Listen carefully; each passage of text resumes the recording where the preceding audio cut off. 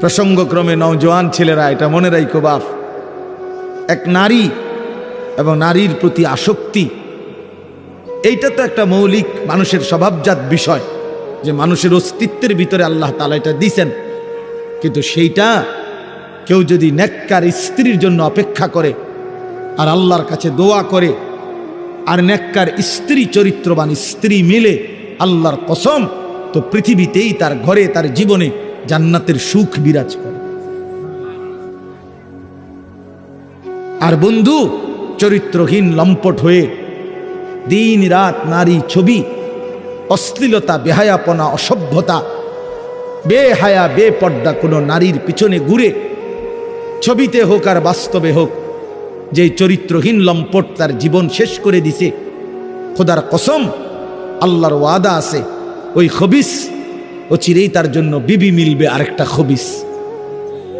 আর সেদিন মনে থাকবে, মনে রাখবেন প্রিয় ছেলে, মনে রাখো, সেদিন তোমার সংসার হবে জাহান্নামের টুকরা, জাহান্নামের টুকরা। এজন্য নারী দুধারী, নারী এমন তরবারি যে তরবারির দুই দিকে ধার।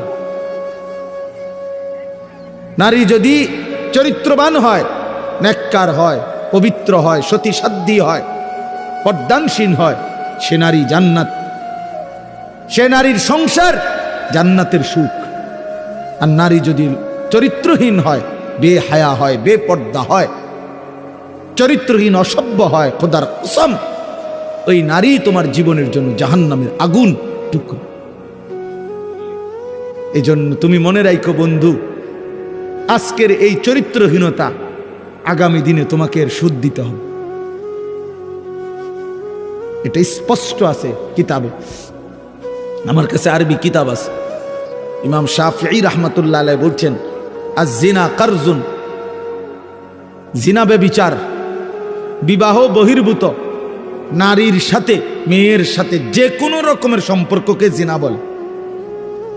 জিনা ব্যভিচার শুধু লজ্জাস্থানের জিনা না, বিবাহ বহির্ভূত। হাসো, হাসলে ভালো, কারণ কিছুটা প্রতিবন্ধী যারা হয় তারা হাসে, যাদের মানসিক সমস্যা, ব্রেনে ডিস্টার্ব, সে গুনাহের কথা বললেও তার হাসি আসে, যে আমারই তো কইতেছে, তখন সে বুঝে যে আমি অসভ্যরই তো কইতেছি। বুঝেন নাই?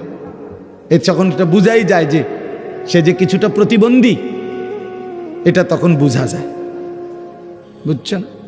তো এই জন্য বললাম যে এইটা